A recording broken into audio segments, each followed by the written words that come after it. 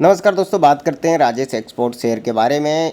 जैसा कि मैंने आपको कल बताया था कि स्टॉक को यहाँ पर अपना बॉटम फाइंड आउट कर लेना चाहिए और जिस हिसाब से स्टॉक ने आज परफॉर्म किया, यहाँ पर लग नहीं रहा है कि स्टॉक यहाँ पर बॉटम फाइंड आउट करने की कोशिश में है। देखिए, स्टॉक को बॉटम फाइंड आउट यहाँ से हो जाना चाहिए था। लगातार गिर रहा है, 330 रुपये क्रॉस करने के बाद स्टॉक को ऊपर जाना चाहिए था। तो अब क्या होगा? क्या यहाँ से स्टॉक और गिरेगा या फिर यहीं से बॉटम फाइंड आउट करके एक ज़बरदस्त तेज़ी देखने को मिलेगी? तमाम जानकारी आपको देंगे, सबसे इंपॉर्टेंट लेवल भी बताएंगे, रेजिस्टेंस बताएंगे, फ्यूचर में ये स्टॉक कितना बड़ा धमाल कर सकता है, सारी चीज़ें कवर करेंगे। लेकिन सब्सक्राइब नहीं किया है तो आप हमारे चैनल को सब्सक्राइब कर लें ताकि यहाँ पर स्टॉक मार्केट से जुड़ी पल पल की अपडेट आपको दी जा सके। देखिए, सबसे पहले तो इंपॉर्टेंट लेवल यहाँ पर डिस्कस करने वाले हैं कि स्टॉक आगे क्या कर सकता है, क्या यहाँ पर कहाँ बन रहा है इस स्टॉक का बॉटम, और अगर आप ऊपरी लेवल पर फंसे हुए हैं तो आपको आगे क्या करना चाहिए। साथ ही अगर आप यहाँ पर अभी इसमें एक इन्वेस्टमेंट करना चाहते हैं लॉन्ग टर्म के हिसाब से या शॉर्ट टर्म के हिसाब से, तो वो ठीक रहेगा या नहीं, और अगर आप यहाँ पर हाई लेवल की रेट में फंसे हुए हैं तो आपको आगे क्या डिसीजन लेना चाहिए। साथ ही किस रेट पर अगर मौका मिले तो इस स्टॉक को अपने पोर्टफोलियो में शामिल कर लेना चाहिए, तमाम जानकारी आपको देंगे। देखिए, सबसे पहले बात करते हैं इस स्टॉक के सबसे इम्पोर्टेंट सपोर्ट के बारे में। जैसा कि आप सभी जानते हैं, ये स्टॉक काफ़ी समय से गिर रहा है, लगातार हर एक सपोर्ट इस स्टॉक ने तोड़ दिया है, लेकिन एक सपोर्ट यहाँ पर बचा हुआ है और वो है 262 रुपये का। याद रखिए, 262 रुपये का सबसे इम्पोर्टेंट सपोर्ट है वन डे टाइम फ्रेम पे। और एग्जैक्टली आपको मैं बताऊं तो 28 मार्च को इस स्टॉक ने वहीं से यहाँ पर अपमूव दिया था और ज़बरदस्त तरीके से वापसी करते हुए इस स्टॉक ने 20 से 30% का रिटर्न दिया था। लेकिन फिर से वहाँ पर प्रॉफिट बुकिंग आई, क्योंकि जो नीचे के लेवल पर खरीदे हैं वो तुरंत ऊपर जाते ही उन्होंने बेच दिया।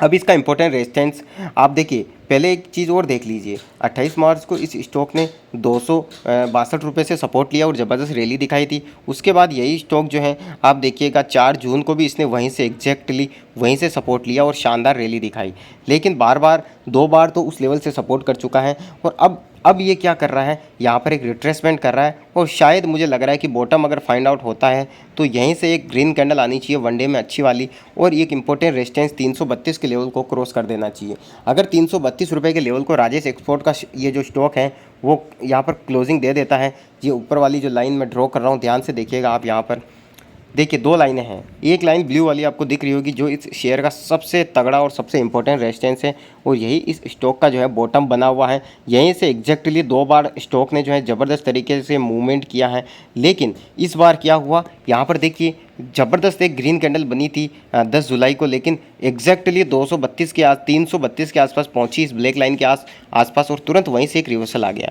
अब ये रिवर्सल 2 तरीके से सक्सेस हो सकता है, या तो यहीं से गिर जाएगा या फिर इसे एक रिट्रेसमेंट मानकर यहीं से 1-2 दिन में स्टॉक्स में ग्रीन कैंडल आई और इस ब्लैक लाइन के ऊपर अगर ये अच्छी एक पॉजिटिव क्लोजिंग दे देता है 332 के ऊपर, यहाँ पर ग्रीन में वनडे के अंदर पॉजिटिव कैंडल बना देता है, तो डेफिनेटली यहाँ पर एक अच्छी अपॉर्चुनिटी मान सकता हूँ। और दूसरी चीज़ यहाँ पर जो है 332 के ऊपर अगर ये स्टॉक निकलता है तो देखिए यहाँ पर फिर बॉटम मैं मानूंगा कि इस स्टॉक को फाइंड आउट कर लेना चाहिए, क्योंकि 332 के ऊपर अगर निकला तो फिर एक अच्छी खासी तेज़ी यहाँ पर देखने को मिलेगी। बस दिक्कत यही है कि ग्लोबल मार्केट और इंडियन मार्केट में नेगेटिव न्यूज़ नहीं आनी चाहिए, मार्केट जो क्रैश नहीं होना चाहिए। आप देखें तो एग्जैक्टली यही इस स्टॉक का बॉटम माना जा रहा है 260 रुपये 250 रुपये, और एग्जैक्टली वहीं से स्टॉक ऊपर घूमने की कोशिश कर रहा है। गिरावट की बात करें तो स्टॉक जो लगातार गिर रहा है, लगातार आप देखिए कहाँ से गिर रहा है, गिरते गिरते इस स्टॉक को जो आप देखें तो यहाँ पर 1000 से ऊपर ये क्रॉस ओवर किया था, उसके बाद से लगातार ये गिर रहा। आप देखिए 1 साल ही हो गया इसको तो गिरते गिरते, लेकिन बॉटम की मैं बात करूँ तो यही एग्जैक्टली इसका ये बॉटम है। और मुझे नहीं लगता कि 260 रुपये से नीचे अभी ये जाएगा, क्योंकि 2 बार इसने सपोर्ट भी लिया है, इस बार ये रिट्रेसमेंट कर रहा है। तो मुझे लगता है कि ये रिट्रेसमेंट जो 2 रेड कैंडल आपको दिख रही है यहाँ पर, ये एक इसका हल्का फुल्का रिट्रेसमेंट है। रिट्रेसमेंट किया और सीधा ये ऊपर निकलना चाहिए, इस ब्लैक लाइन को तोड़कर ऊपर निकले और अच्छी रैली यहाँ पर आए।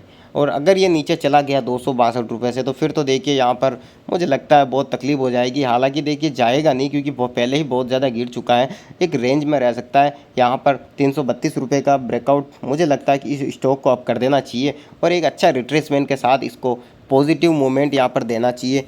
और क्योंकि अब स्टॉक में क्या होता है कि हर स्टॉक का जब गिरता हुआ स्टॉक होता है तो हर स्टॉक का अपना एक बॉटम होता है, मान लीजिए ये शेयर 1020 और 1018 रुपये के आसपास से लगातार 1 साल से ज़्यादा से ये गिर रहा है और 260 रुपये आकर अब ये इसने रुकने की कोशिश की है। 2 बार इस सपोर्ट ने इसने 260 रुपये के आसपास के लेवल की रेस्पेक्ट की और दोनों बार ऊपर उठने की कोशिश की, लेकिन एक रेजिस्टेंस बना हुआ है 332 रुपये का। उसका अगर ये ब्रेकआउट कर देता है स्ट्रांगली तो डेफिनेटली ये स्टॉक वापस से एक दिन वो दिन दूर नहीं जब 350, 400, 500 आराम से धीरे धीरे उन लेवल तक भी पहुंच जाएगा।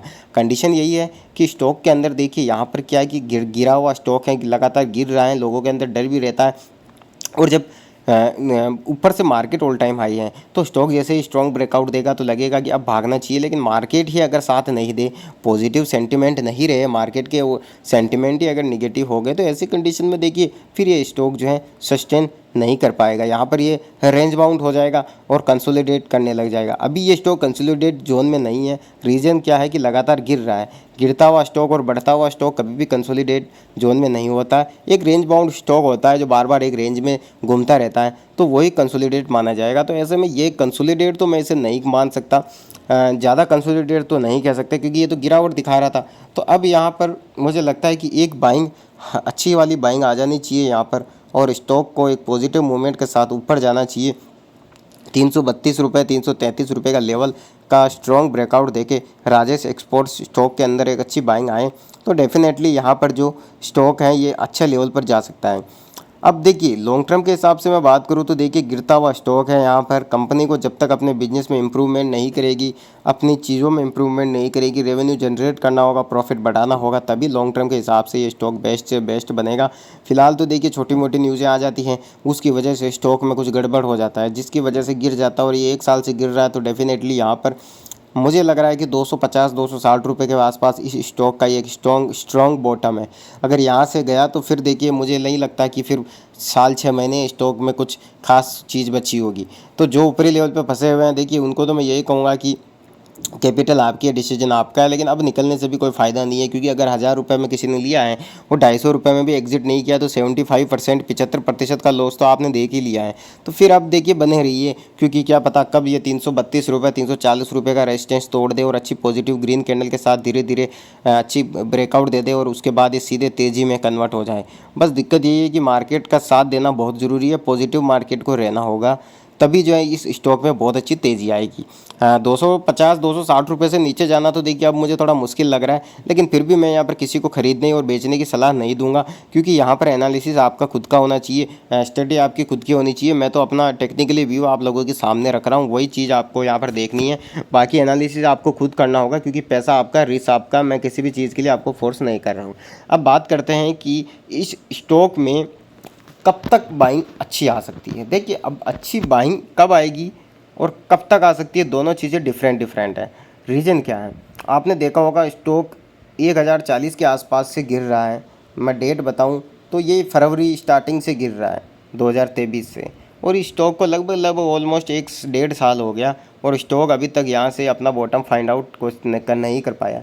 पहले इसने अपना एक बॉटम बनाने की कोशिश की थी 543 रुपये के आसपास, लेकिन वहाँ पर भी एक रिट्रेसमेंट किया स्टॉक ने, 20-30%, 10-15% का रिटर्न दिया और दोबारा से गिरना स्टार्ट हुआ। और अब देखिए अपना आखिरी बॉटम ये स्टॉक 262 रुपये, 260 रुपये के आसपास जो ब्लू लाइन दिख रही है, यही इसका सबसे इम्पोर्टेंट यहाँ पर सपोर्ट है।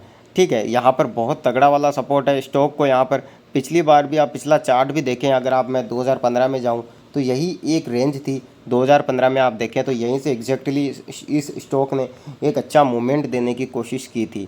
तो यहाँ से एग्जैक्टली इस स्टॉक के अंदर अब जो है बाइंग आनी चाहिए क्योंकि 2 बार इसने रेस्पेक्ट भी की है उस सपोर्ट की।